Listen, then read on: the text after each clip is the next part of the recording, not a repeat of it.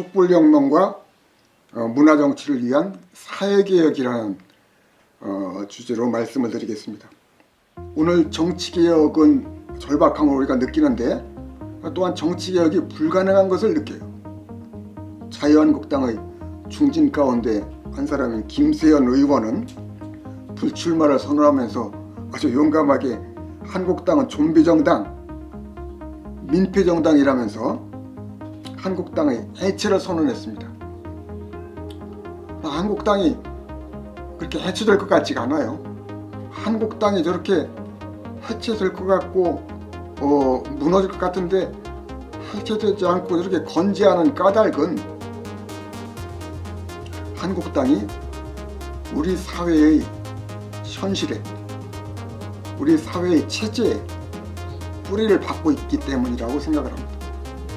그러니까 정치개혁을 하려고 해도 사회 체제와 사회 현실이 정치개혁을 허용하지 않는 것이죠. 민주정치, 국민의 주권을 실현하고 나라와 민족의 통일을 실현하고 국민의 존엄과 행복을 실현하는, 구현하는 그런 정치로 정치를 개혁해야 되는데 그런 정치개혁이 절박하게 요구되면서도 그런 정치개혁을 할 수 없는 그 까닭은 촛불혁명이나 헌법정신은 이런 민주정치를 요청하고 요구하는데 그러나 우리 역사 사회의 현실은, 사회의 체제는 헌법과 촛불혁명이 요구하는 국민을 새롭게 하는 그 문화정치를 거부하고 있다. 그러나 한쪽에 헌법정신이 있고 촛불혁명이 있고 민주정치가 있죠. 다른 한쪽에는 이런 것들을 거부하는 사회체제와 현실이 있어요. 우리 사회체제를 가장 극적으로 보여주는 것이 입시 경쟁 교육 체계라고 봐요. 학생들을 적어도 중학교부터 고등학교까지 또는 대학에 이르기까지 극단적인 경쟁 속으로 몰아넣는, 좋은 학교에 들어가기 위해서, 좋은 일자리를 차지하기 위해서 목숨 걸고 싸우게 하는 약육강식과 생존투쟁의 야만적인 상태로 빠지게 하는 이런 사회교육 체제가 온존하고 있는 한 진정한 민주정치는 어렵다고 봅니다. 촛불혁명과 헌법정신이 요구하는 그런 민주정치는, 문화정치는 어렵다는 것이죠. 입시 경쟁교육 어디서 비롯됐냐? 우리나라 입시 경쟁교육은 일제 식민통치 시절에 군국주의적인 교육체제에서부터 비롯되었다고 생각합니다. 남북이 분단된 이후에는 이승만 정부의 반공정책 속에서 이승만이 국부로서 존속하면서 국가주의적인 국민의 군림하는 그런 정치를 펼 때 또 박정희 전두환 시절을 거쳐서 군사독재를 통해서 경제 성장을 향해서 국민들을 동원하고 국민들을 억누를 때, 억누르는 과정을 통해서 입시 경쟁 교육이 계속 굳어져 갔다. 이거는 서양의 19세기 서양의 제국주의, 국가주의들도 다 이렇게 약육강식과 북강병, 우승열패와 승자독식, 나라가 부자 나라가 되고 군사적으로 강한 나라가 되어야 된다. 그리고 우월한 사람은 승리하는 거고 열등한 사람은 패배하는 거다. 그리고 승리한 사람들이 모든 걸 가져가는 거다. 그 다윈이 얘기하는 약육강식과 생존투쟁의 야수적인 짐승의 단계에서 성립되었던 그런 인생관과 가치관이 국가주의와 결탁해서 국가들 사이에 그리고 국가와 국민 사이에 적용된 것이 학교교육이고 입시교육이었다고 생각을 해요.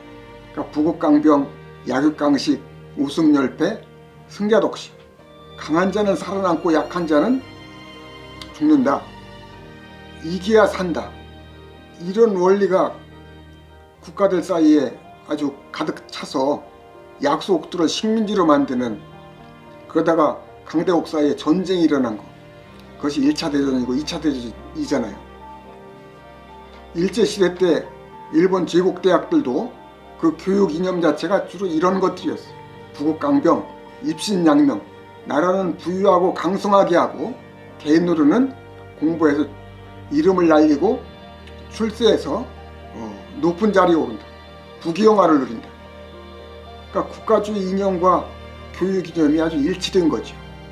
이런 국가주의 이념, 야극, 강식, 승자, 독식을 내세우는 이런 국가주의 이념이 교육 이념으로 정착됨으로써 학교에서 인간교육, 인성교육, 도덕교육은 사실 불가능하게 되었다고 생각합니다. 이런 일본 제국주의의 국가주의 이념과 교육 이념이 그대로 식민지인 한국에도 적용돼서 이런 야극강식과 경쟁교육이 교육 현장에 뿌리를 내렸다. 이것이 해방 후에 남북이 분단되면서 국가주의적 이념이 더욱 강화되면서 이런 교육 이념이 더 공고해졌다. 박정희 전두환을 통해서 경제성장 정책을 폭력적으로 추진하면서 국민은 국가의 자원으로, 노동력으로 동원되고 이용되었다. 이런 국가주의적 이념과 목적이 교육 이념과 목적으로 확립되었기 때문에 학교 교육은 민주시민 교육이 되기가 어려웠고, 인간의 양심과 도덕, 인격과 품격을 높이는 그런 교육을 할 수 없게 된 거죠. 그러니까 민주시민 교육이 어려워진 거라고 봐요. 입시경쟁 교육을 우리 가만히 생각해 보면은 그 입시교육에 종사하는 교사, 또 학생, 학부모, 그들의 심리를 가만히 생각해 보면은 야만적인 심리를 갖게 되지 않나. 다른 사람은 떨어지더라도 나만은 좋은 대학에 들어가야 된다. 다른 학생들이 다 나의 경쟁자죠. 적이 되는 거예요. 이렇게 학생과 학생, 교사와 교사 사이에 경쟁 관계가 수립되면은 우정과 공동체적인 연대와 결속은 사라지는 거죠. 우정이 불가능하지요. 공동체적인 연대와 결속이 불가능해요. 옆에 있는 다른 사람들 모두가 잠재적인 경쟁자하고 적이면은 옆에 있는 사람들이 거꾸로져야 내가 이기는 거니까. 매우 원시적이고 폭력적이고 야만적인 심리 상태에 이르는 것이 아닌가. 이런 상황에서 학교 폭력이 나오는 것은 너무나 당연한 거라고 봅니다. 학생과 학생 사이에, 학생과 교사 사이에, 또 학부모 사이에 폭력적인 심리와 감정이 가득하게 되는 거죠. 이러한 입시교육 체제를 그대로 두고는 진정한 민주정치와 민주시민교육은 어렵다고 봐요. 촛불혁명과 헌법 정신이 추구하는 국민주권, 나라의 통일, 단합, 인간의 존엄과 행복, 이런 것을 실현하는 교육과 정치는 어려워지는 거죠. 오늘 한번 보세요. 7, 80년대는 그래도 민주화 바람이 불어서 고등학교 때까지 입시경쟁 교육에 빠져 있다가도 민주화 운동, 민주정신에 조금 이렇게 그 바람을 쐬면은 입시 경쟁의 그 논리와 그 체계에서 조금 벗어날 수 있는 숨길이 열려 있었거든요. 적어도 7, 80년대에는 대학가에서는 입시 경쟁 교육 체제 또는 국가주의적 사회 체제, 그 체제로부터 정신적으로 벗어날 수 있는 숨길이, 공간이 조금이라도 열려 있었다고 봐요. 그러나 사회가 어느 정도 민주화되면서 1990년대부터는 대학가에 그런 바람도 없어졌어요. 그러니까 그 이후에는 사회 체제가 그렇고 입시 경쟁 교육 체제가 그렇고 이 국가주의적인 산업주의적인 부국 강병을 추구하는 경제 산업의 성장을 추구하는 이런 국가주의 이념, 그것과 입시 교육 체제, 그것이 결합되어서 젊은 학생들을 지배하고 있다. 그런 체제에서 벗어날 수 있는 경험을 90년대 이후의 대학생활을 한 사람들은 경험하지 못했을 거다. 저는 그렇게 봐요. 그렇기 때문에 인터넷에 보면 여혐이니 남혐이라는 말이 나오잖아요. 우리 시대에는 그런 말은 없었어요. 남성들이 여자를 혐오하고 여성들이 남성들을 혐오한다. 뭐 어떻게 이런 말은 상상할 수가 없었는데 이런 말이 이제 생겨났고, 그리고 꼭 젊은 사람들뿐 아니라 나이 든 사람들도 인터넷에 보면 댓글을 달고 이러는 거 보면 그냥 말할 수 없이 폭력적이고 잔혹해요. 그래서 사람들을 짓밟죠. 인격을 모독하고 짓밟아요. 그러니까 거기에 못 견딘 연예인들이 줄지어 자살하잖아요. 어떻게 이렇게 난폭하고 폭력적이고 잔인한 사회가 됐냐. 어떻게 남자는 여자를 혐오하고 여자는 남자를 혐오하는 세상이 됐냐. 난 평택 동계올림픽 때 정말 깜짝 놀란 일이 있습니다. 그때 남북 여자학기 단일팀을 구성해서 단일팀이 나왔는데, 그때 남북 간의 갈등 국면에서 벗어나서 남과 북이 서로 만나자는 그런 작은 꿈틀거림이 생겨날 때예요.